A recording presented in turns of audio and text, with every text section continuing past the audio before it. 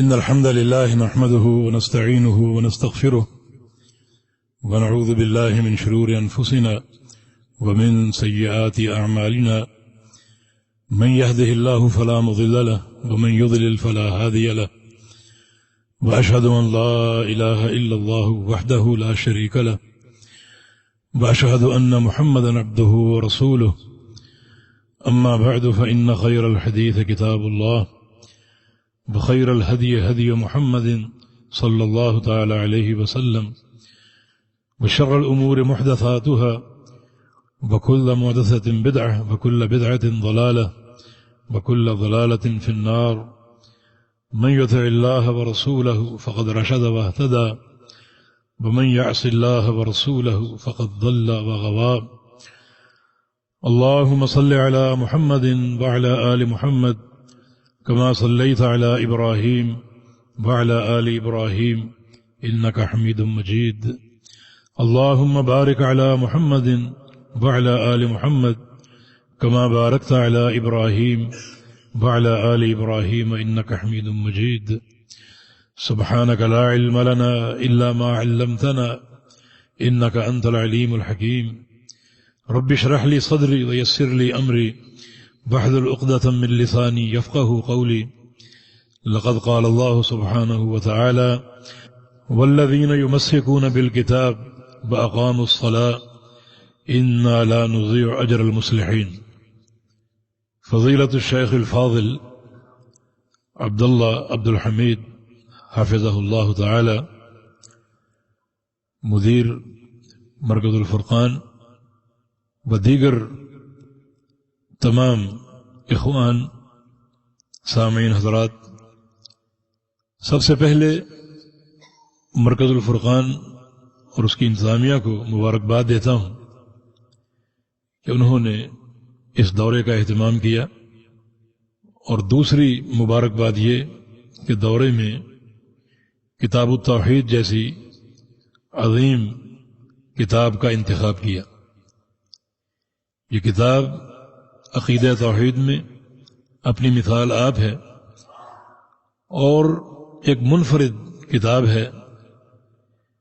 جو اس کتاب کا اسلوب ہے وہ دیگر کتب میں نظر نہیں آتا. یہ بار بار پڑھی جائے، بار بار سنی جائے، بلکہ ہر گلی میں اس کتاب کا درس ہو تاکہ لوگ اس سے زیادہ مستفید ہو سکیں. پھر آپ کو بھی مبارکباد دوں گا کہ آپ اس دورے کے لیے تشریف لائے، اور انشاءاللہ تشریف لاتے رہیں گے تاکہ اللہ کی توفیق سے ہم بڑے اختصار کے ساتھ اس کتاب کو مکمل کر سکیں، اور جو بنیادی عقیدے کے مسائل ہیں انہیں سمجھ سکیں. سب سے پہلے ضروری ہے کہ میں اس کتاب کے مؤلف الامام المجدد محمد بن عبد الوہاب رحمہ اللہ کی طرف اپنی سند پہنچا دوں تاکہ اس سند کا اتصال ہمارے لیے واضح ہو جائے، اور اللہ کی توفیق سے اس سند میں آپ بھی شامل ہو جائیں. سند اس امت کا میزہ ہے، اس امت کا امتیاز ہے. عبداللہ بن مبارک کا قول ہے الاسناد من الدین ولولا الاسناد لقال من شاء ما شاء. سند دین ہے، اگر سند نہ ہوتی تو جو شخص چاہتا جو مرضی کہتا پھرتا. اور ایسے بہت سے لوگ موجود ہیں جو جی میں آئے کہتے پھرتے ہیں، قصے کہانیاں، اور ان کا مواخذہ سند کی طلب کے ساتھ ہے. اس کی سند پیش کرو. جس نے ان کو عاجز کر دیا. محمد بن سیرین رحمہ اللہ بڑی چوٹی کے محدث علماء تابعین میں سے فرمایا کرتے تھے کہ سموا لنا رجالکم، اے علم بیان کرنے والو ذرا اپنے مشائخ کا نام تو بتاؤ، اپنے رجال ہمارے سامنے بیان تو کرو. تم کہاں سے آئے ہو؟ کیا تمہارا مخرج ہے؟ حافظ بن صلاح رحمہ اللہ جو فن حدیث اور مصطلح کے امام مانے جاتے ہیں وہ فرماتے ہیں کہ طالب علم میں استفادہ شرط ہے کہ ایک بیان کرنے والا کہاں کہاں پڑھنے گیا، کس کس سے پڑھا، کون اس کے مشائخ ہیں، تاکہ مشائخ کی معرفت سے ہمارے سامنے ان کا منہج واضح ہو جائے. تو بڑی اس کی اہمیت ہے. ان هذا العلم دین فانظروا امن تاخذون دینکم. یہ علم کیا ہے؟ یہ دین ہے، یہ علم اللہ کا نور ہے، اور خوب دیکھو اور غور کرو کہ یہ علم تم کس سے لے رہے ہو، کس سے حاصل کر رہے ہو.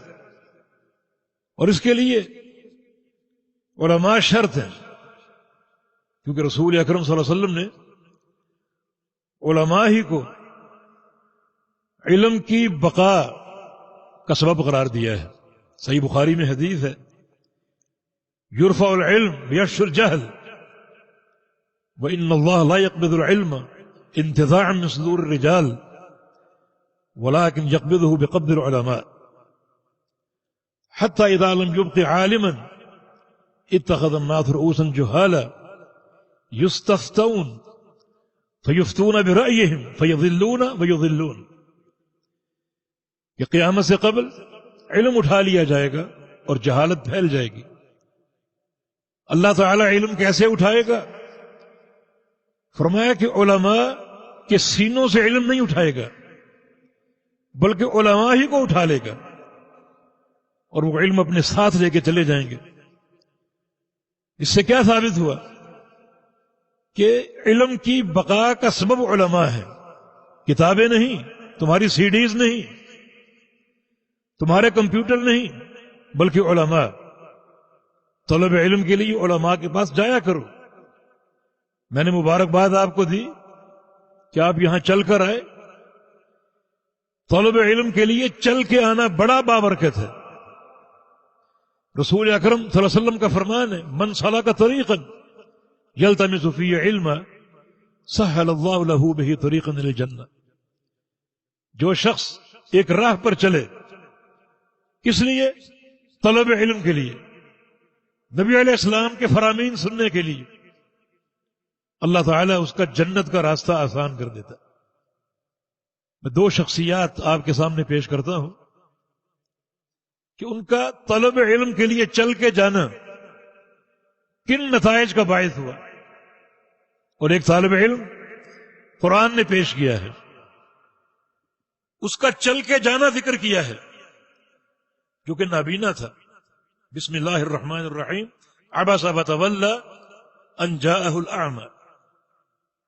نبی علیہ السلام کے پاس اعمی نابینا آیا، اسے کچھ سوالات کے جواب مطلوب تھے.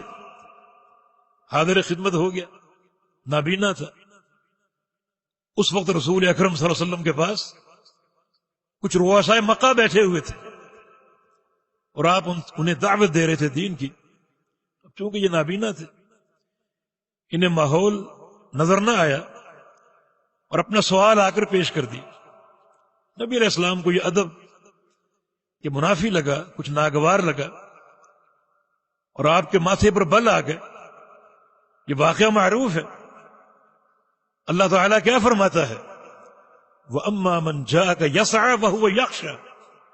کہ جو شخص آپ کے پاس آیا بڑی کوشش کرتے ہوئے اور تیزی کے ساتھ چلتے ہوئے تاکہ آپ سے علم لے، وَهُوَ يَخْشَىٰ، اور اس کا دل اللہ کی خشیت سے بھرا ہوا.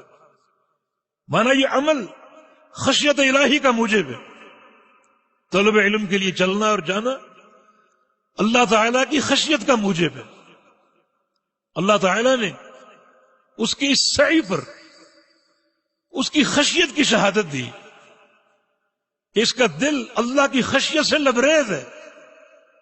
تو یقیناً جو لوگ بھی طلب علم کے لیے جاتے ہیں، نکلتے ہیں، چلتے ہیں، وہ دین اسلام میں انتہائی معتبر ہیں. وہ درسگاہ کی طرف نہیں جا رہے بلکہ جنت کی طرف جا رہے ہیں. اور جتنا وقت وہ بیٹھے رہیں اور علم کے سماع کا سلسلہ قائم رہے، اتنا وقت کیا ہوتا ہے؟ وہی جو پیغمبر علیہ السلام نے فرمایا، ما جلس قوم فی بیت من بیوت اللہ یقرؤون القرآن ویتدارسونہ بینہم الا حفتہم الملائکہ وغشیتہم الرحمہ وذکرہم اللہ فی من عندہ، کہ جو لوگ اللہ کے کسی گھر میں بیٹھ جائیں اور علم کا مذاکرہ شروع ہو جائے، قرآن و حدیث کی تعلیم شروع ہو جائے، جب تک بیٹھے رہیں گے اللہ تعالیٰ کی رحمت انہیں ڈھانپے رہے گی، فرشتے اپنے پروں کا سایہ کریں گے، اور اللہ تعالیٰ ایک ایک شخص کا نام لے کر اپنے فرشتوں کے سامنے اس کا ذکر کرے گا، دیکھو فلاں بھی ہے، فلاں بھی ہے، اور فلاں بھی ہے۔ اس کا چرچا اور اس کا نام عرش معلیٰ پر گونج رہا ہے، اللہ تعالیٰ اس کا نام لیتا ہے اور فرشتوں کے سامنے لیتا ہے۔ تو آپ غور کیجئے، یہ طلب علم کا سلسلہ کتنا بابرکت ہے۔ بس اللہ رب العزت ہماری نیتوں میں اخلاص پیدا فرما دے اور ہمیں صحیح فہم عطا فرما دے، صحیح سمجھ عطا فرما دے، کیونکہ اصل فضیلت صحیح سمجھ اور فہم کی ہے، تعلق بالدین کی نہیں ہے، کیونکہ پیغمبر علیہ السلام کا فرمان ہے، من یرید اللہ بہ خیرا یفقہہ فی الدین، اللہ تعالی جس شخص کے ساتھ بھلائی کا فیصلہ فرما لے اسے کیا دیتا ہے؟ دین کی سمجھ دیتا ہے۔ ہمارے ملکوں میں دین کے ساتھ جذباتی تعلق ہے مگر فہم نہیں، نبی علیہ السلام کی حرمت کے نام پر کٹ مرنے کے لیے تیار ہوں گے مگر پیغمبر علیہ السلام کی سنت پر عمل کی توفیق نہیں۔ تو دین ان جذبات کا نام نہیں ہے۔ ان اللہ یعطی الدنیا لمن یحب ومن لا یحب ولا یعطی الدین الا من یحب، اللہ تعالی دنیا دیتا ہے خواہ اس سے محبت ہو یا نہ ہو، لیکن دین صرف اس شخص کو دے گا جس سے اللہ کو محبت ہوگی۔ تو طلب علم کا راستہ اللہ تعالیٰ کی محبت کا راستہ ہے، اور اگر یہ علم کتاب و سنت کی اتباع کا ہو تو وہ بندہ یقیناً اللہ تعالیٰ کا محبوب بن جاتا ہے، کیونکہ پروردگار کا فرمان ہے، قل ان کنتم تحبون اللہ فاتبعونی یحببکم اللہ، اے پیغمبر کہہ دیجئے اگر تم اللہ تعالیٰ کی محبت کے دعوے دار ہو یا اللہ تعالیٰ کی محبت کے طلبگار ہو تو اس کا ایک ہی راستہ ہے، ایک ہی سبیل ہے، اور وہ یہ ہے کہ میری اتباع کر، یعنی محمد الرسول اللہ صلی اللہ علیہ وسلم کی اتباع کر۔ تو اللہ رب العزت اس سلسلے کو بابرکت بنا دے، اس کی تکمیل کی توفیق عطا فرما دے، اور صحیح فہم توحید کا اور عقیدے کا ہمیں عطا فرما دے۔ یہ جو آپ نے پوسٹر شائع کیے ہیں ان پر بات کرنا ضروری ہے، کیونکہ آپ نے القاب میں غلو کیا ہے۔ علامہ اور محدث جیسے القاب یہ مناسب نہیں ہے، اور میری تو یہ خواہش ہے کہ میں طالب علم ہی رہوں اور طلباء کے ساتھ ہی رہوں، اور کل قیامت کے دن طلباء کے ساتھ ہی میرا حشر ہو۔ طلبۃ العلم کے بڑے فضائل ہیں، بڑے ان کے مناقب ہیں، بڑے ان کے درجات ہیں۔ تو اللہ تعالی ہمیں صحیح سبیل پر اور صحیح سنت پر اور صحیح منہج پر قائم رکھے۔ ہم نے سند کا ذکر کیا ہے، ہمارے شیخ العرب والعجم علامہ بدیع الدین شاہ راشدی رحمہ اللہ، ان کے بہت سے مشائخ میں سے ایک شیخ عبد الحق الہاشمی، جو مکہ مکرمہ حرم کے مدرس تھے اور وہیں ہجرت کر کے آئے اور فوت ہوئے، وہ ان کے شیخ ہیں۔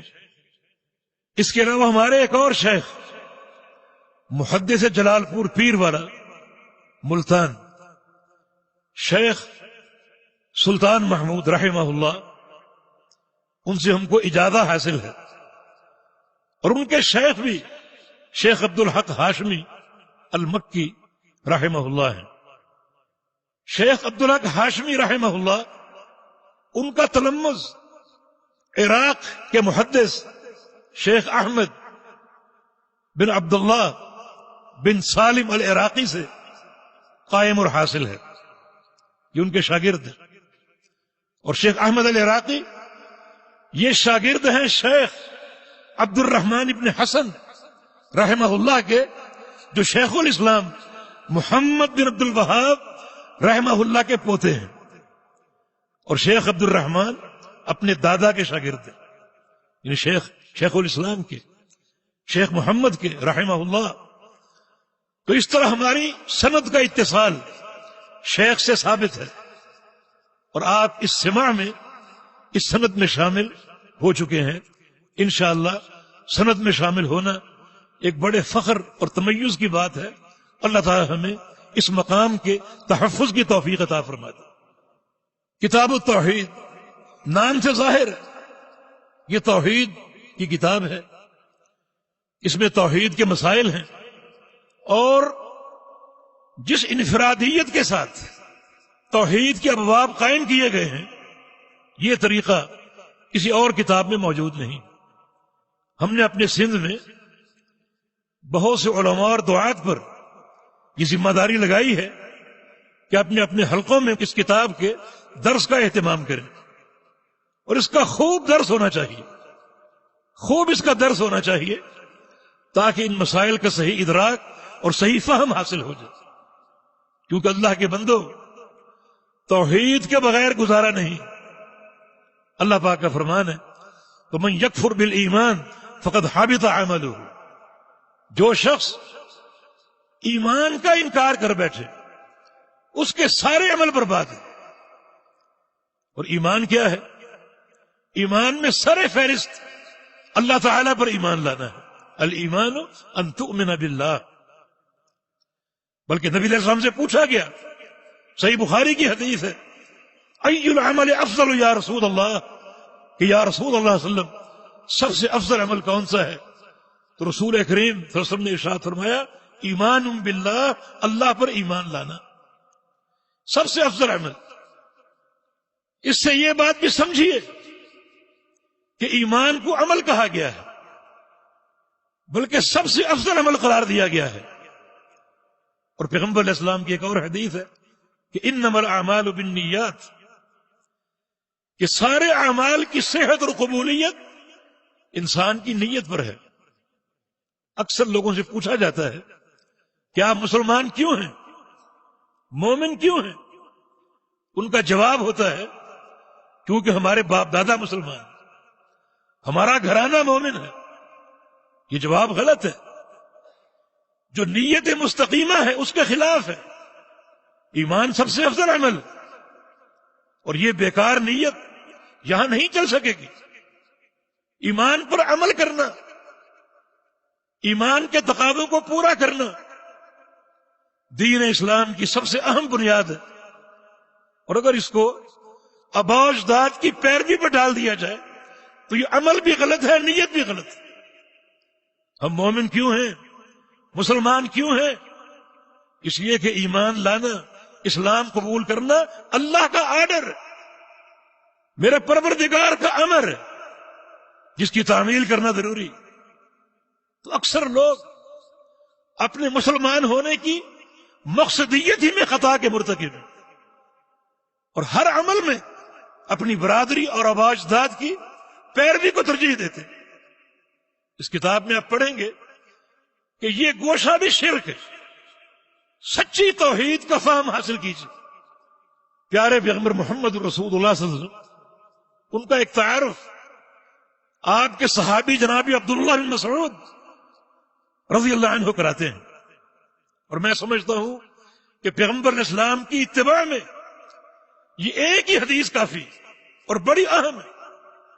فرماتے ہیں کہ اعطی نبیکم صلی اللہ تعالی علیہ وسلم فواتح الخیر وجوامعہ وخواتمہ، تمہارے نبی محمد الرسول اللہ صلی اللہ علیہ وسلم کو اللہ تعالی نے 3 چیزیں دی ہیں۔ آپ کے فرامین، آپ کی سنتوں اور آپ کی حدیثوں کا تمیز 3 چیزیں ہیں۔ ایک یہ کہ آپ کے فرامین خیر کے فواتح ہیں. فواتح جمع ہے فاتحۃ، اور فاتحہ کا معنی کھولنے والے. اسی سے ایک لفظ آپ جانتے ہیں مفتاح، چابی کو بولتے. یہ فاتحہ کا ماخذ ہے. تو نبی علیہ السلام فواتح الخیر دیے گئے. جو آپ کی حدیثیں ہیں، آپ کی سنتیں ہیں، وہ خیر کو کھولنے والی ہیں، خیر کے خزانوں کو کھولنے والی ہیں. اگر کسی کو خیر حاصل کرنی ہے اور خیر کے خزانے لوٹنے ہیں تو اس پر یہ فرض ہوگا کہ وہ اللہ کے پیغمبر کی حدیثوں کا علم حاصل کرے. اور جو لوگ پیغمبر علیہ السلام کی سنتوں سے اور حدیثوں سے دور ہیں وہ خیر کے خزانے حاصل نہیں کر سکتے.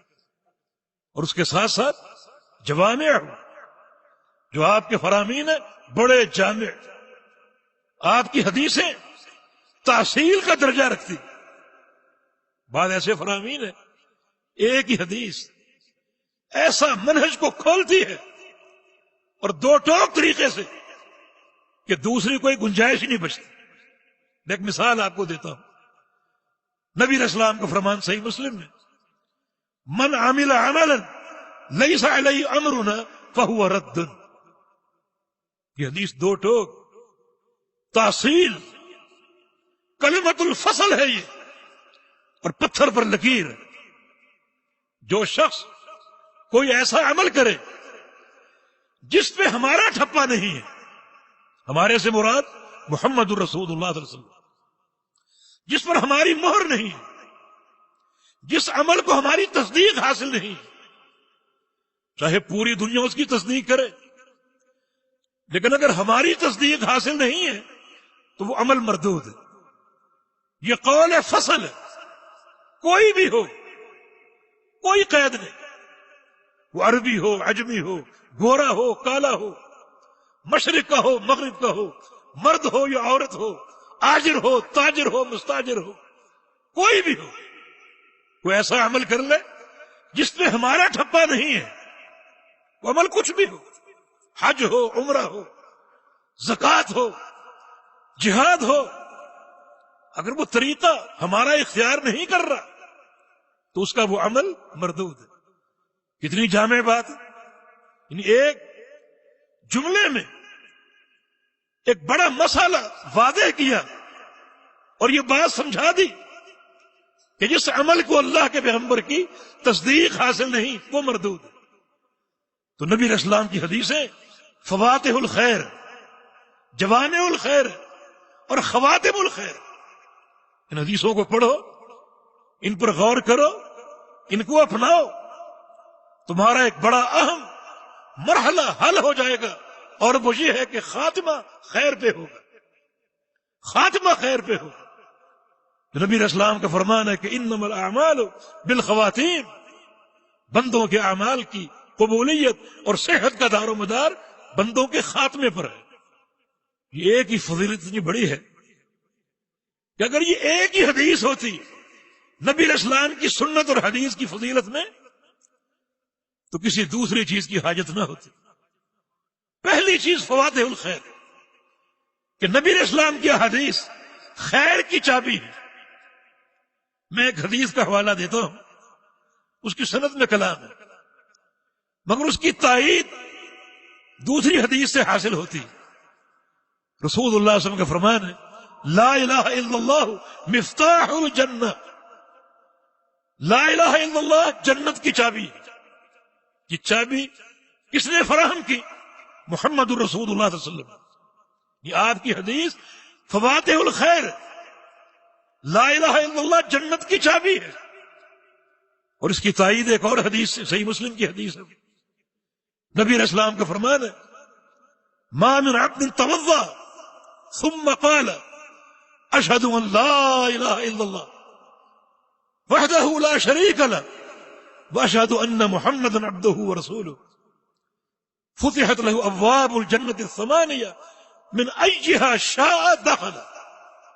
جو بندہ اچھے طریقے سے وضو کر لے اور پھر یہ کلمہ توحید ادا کرے، اشہد ان لا الہ الا اللہ، میں گواہی دیتا ہوں کہ اللہ کے سوا کوئی معبود نہیں، وہی لا الہ الا اللہ مفتاح الجنہ.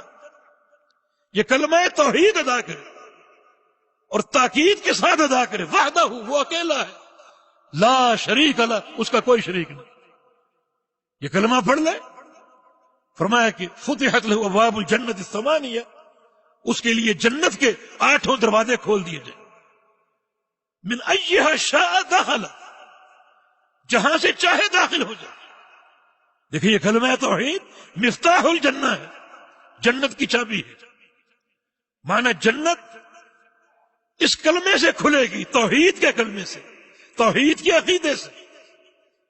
اگر آپ کی توحید میں ایک سوئی کے ناکے کے برابر خلل ہے تو آپ کی زکاتیں، آپ کے صدقات، آپ کے روزے، ہر روز کا عمرہ، ہر سال کا حج جنت کے دروازے کو نہیں کھول سکے۔ جنت کا محور اور جنت کا مدار لا الہ الا اللہ ہے، عقیدہ توحید۔ اس لیے توحید کی بڑی اصلاح کی ضرورت ہے، کیونکہ وضو کا ذکر ہوا اور پیغمبر علیہ السلام کی اس حدیث کا ذکر ہوا کہ آپ کے فرامین فواتح الخیر ہیں اور جوامع الخیر ہیں اور خواتم ہیں۔ تو خواتم کے تعلق سے وضو ہی کے حوالے سے ایک اور حدیث سن لیجئے، صحیح ابن حبان کے حوالے سے۔ رسول اللہ صلی اللہ علیہ وسلم نے ارشاد فرمایا کہ جو شخص وضو کر لے اچھے طریقے سے سنت کے مطابق، آپ ناراض نہ ہوئیے گا، سر کے مسح کے بعد الگ سے گردن کا مسح خلاف سنت بدعت ہے، الگ سے بازو پر ہاتھ پھیرنا بدعت ہے، اور وضو مفتاح الصلاح ہے، نبی علیہ السلام کا فرمان ہے مفتاح الصلاۃ الطہور، کہ نماز کی چابی وضو ہے، اگر یہیں گڑبڑ ہو گئی تو غلط چابی سے تالے نہیں کھلتے۔ کس طرح مفاتیح جو ہیں وہ تقسیم ہو رہی، جو شخص وضو کر لے اور ایک اور دعا کا ذکر وہ پڑھ لے، سبحانک اللہم وبحمدک اشہد ان لا الہ الا انت استغفرک واتوب الیک، وہی کلمہ توحید، اشہد ان لا الہ الا انت، میں گواہی دیتا ہوں کہ تیرے سوا کوئی معبود حق نہیں۔ وضو کے بعد یہ دعا پڑھ لے، یہ بعینی وہی دعا ہے جو کفارہ مجلس کی دعا ہے۔ اس کا اجر کیا ہے؟ دیکھیں خواتم الخیر، اس کا اجر یہ ہے کہ اللہ رب العزت آپ کی اس دعا کو، حدیث میں سخت کے الفاظ ہیں، ایک قیمتی کاغذ پر لکھوائے گا، بڑی اعلیٰ دستاویز پر یہ کلمات لکھائے گا اور پھر اپنی مہر لگا دے گا۔ آپ نے کلمات پڑھے، اللہ رب العزت ایک انتہائی قیمتی کاغذ پر یہ کلمات لکھوائے گا اور اپنی مہر لگا دے گا۔ آگے کیا فرمایا؟ فلم تکسر الی یوم القیامہ، اس مہر کو قیامت تک کوئی توڑ نہیں سکے گا۔ خاتمہ خیر، جس شخص کے ایک عمل پر مہر لگ جائے اور وہ مہر قیامت تک قائم رہے، اس کا خاتمہ خیر پر یقینی ہے یا نہیں؟ اس کی موت شرک پر آ سکتی ہے، کفر پہ آ سکتی ہے؟ ہرگز نہیں۔ تو پیغمبر علیہ السلام کے فرامین کتنا عظیم سرمایہ ہے۔ تو ان نصوص سے یہ واضح ہوا کہ جنت کی چابی ایک ہی، نمازیں، روزے، حج و زکوٰۃ نہیں۔ اگر توحید میں خلل ہے تو ان میں سے کوئی عمل جنت کو کھولنے کی صلاحیت نہیں رکھتا۔ جنت کھلے گی صرف کلمہ لا الہ الا اللہ کی برکت سے۔ بڑا عظیم کلمہ، عقیدہ توحید کی اساس، عقیدہ توحید کی بنیاد، مگر سچے فہم کے ساتھ۔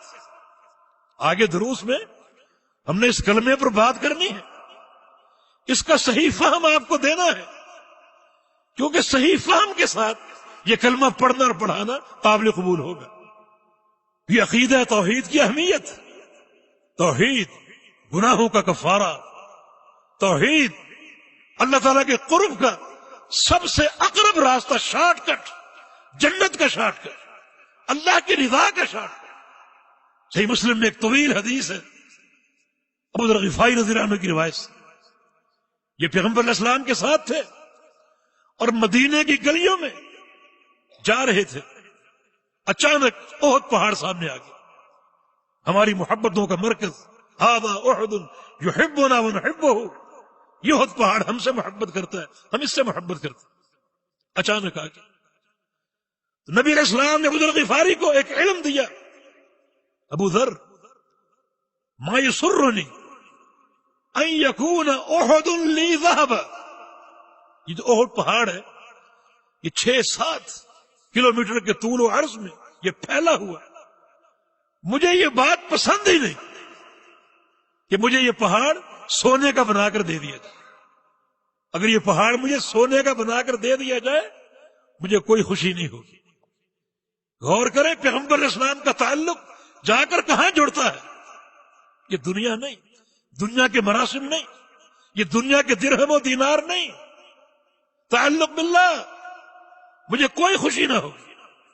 قصہ طویل ہے، آگے چلتے گئے، بڑھتے گئے، اور پیغمبر علیہ السلام کچھ باتیں کرتے گئے، آخر میں فرمایا کہ ابو ذر مکانک، یہاں کھڑے ہو جاؤ، ٹھہر جاؤ، لا تبرح حتی آتیہ، یہاں سے ہلنا نہیں جب تک میں واپس نہ آ جاؤں۔ وہاں کھڑا کر گئے اور خود آگے چلے گئے۔ ابو ذر فرماتے ہیں کہ مجھے ایک زوردار دھماکے کی آواز آئی، بہت اونچی آواز، میں گھبرا گیا کہ پیارے نبی اکیلے گئے ہیں، کوئی پریشانی نہ ہو گئی ہو۔ ارادہ کیا کہ دوڑ کے جاؤں اور جا کر اپنے نبی کو دیکھوں، مگر پھر پیغمبر علیہ السلام کی حدیث یاد آ گئی کہ یہاں ٹھہرے رہنا، یہاں سے ہلنا نہیں۔ اب عجیب کشمکش، ایک طرف پیغمبر علیہ السلام کے حوالے سے تشویش ہے اور دوسری طرف پیغمبر علیہ السلام کا فرمان یہاں سے ہلنا نہیں۔ انہوں نے کس چیز کو مقدم کیا؟ اور ایک سلفی فکر کیا ہے؟ اللہ کے پیغمبر کے فرمان۔ ابھی شیخ بھی فرما رہے تھے کہ پیغمبر علیہ السلام کا فرمان، پیغمبر علیہ السلام کی سنت ہر چیز پر مقدم۔ ایک طرف نبی علیہ السلام کی ذات کے تعلق سے خطرہ پیدا ہو گیا، ایک طرف پیغمبر علیہ السلام کا فرمان یہاں سے ہلنا نہیں۔ تو چونکہ پیغمبر علیہ السلام کا آرڈر تھا، آپ کا امر تھا، وہاں کھڑے رہے، مگر بڑے مضطرب، کتنا تڑپے ہوں گے، لیکن نبی علیہ السلام کے فرمان کو نہیں چھوڑتا۔ تھوڑی دیر بعد پیغمبر علیہ السلام تشریف لے، ابو ذر غفاری مطمئن ہوئے اور نبی علیہ السلام کو اپنی تشویش سے آگاہ کیا۔ آپ نے فرمایا کہ ابو ذر تم نے بھی آواز سنی تھی؟ عرض کیا کہ جی ہاں۔ فرمایا کہ ذالک جبریل، یہ جبریل امین تھے، بار بار آتے تھے، مگر آج ایک منفرد انداز سے آئے، بڑا شور کر کے، ایک دھماکہ سا کر کے، کیونکہ ایک بڑا اہم پیغام اللہ کی طرف سے لائے تھے۔ اس اہم پیغام کو سنانے کے لیے جبریل امین معمول کی طرح آرام سے نہیں آئے، بلکہ ایک شور کے ساتھ آئے، اس پیغام کی اہمیت اجاگر کرنے کے لیے۔ وہ پیغام کیا تھا؟ ابو ذر غفاری سراپا اشتیاق بن کے اس فرمان کو سننے کے لیے تیار ہو گئے۔ رسول اللہ صلی اللہ علیہ وسلم نے ارشاد فرمایا کہ ابو ذر آج اللہ نے پیغام یہ بھیجا ہے، من مات من امتک لا یشرک باللہ شیئا دخل الجنہ، کہ آپ کی امت کا ہر وہ فرد اس حال میں مر جائے کہ اس نے شرک نہ کیا ہو، وہ جنت میں داخل ہو جائے، وہ جنتی، وہ جنتی۔ ابو ذر غفاری نے ایک سوال کر لیا، بڑا اہم سوال، وَإِن زَنَا وَإِن سَرَقَ، خواہ وہ شخص زنا کرے، چوری کرے، پھر بھی فرمایا کہ وَإِن زَنَا وَإِن سَرَقَ، ہاں خواہ وہ زنا کا ارتکاب کرے، خواہ وہ چوری کا ارتکاب کرے، پھر بھی اگر وہ گناہ کرتا ہے، اول تو گناہ نہیں کرے گا، عقیدہ توحید بندے کو اللہ کی خشیت سے بھر دیتا ہے، اور یہ تعلق باللہ اللہ کے خوف کا ذریعہ ہے۔ ایسا بندہ گناہ کا ارتکاب نہیں کرتا، اگر ہو جائے تو اللہ تعالیٰ اس کو توبہ کی توفیق دیتا ہے، اور اگر وہ توبہ بھی نہ کر سکا تو کل قیامت کے دن اس کا معاملہ اللہ کے سامنے ہوگا، اللہ کی مشیت کے تحت، کہ چاہے تو اس کو ان گناہوں کی سزا دے دے، اور چاہے اس کی انتہائی قوی اور ٹھوس توحید کی بنا پر ان گناہوں کو معافی کر دے اور ابتداً کسی عذاب کے بغیر جنت میں داخل کر دے۔ یہ توحید کی عظمت ہے کہ یہاں ابتداً بخشش کا امکان ہے، یہ توحید کی طاقت ہے.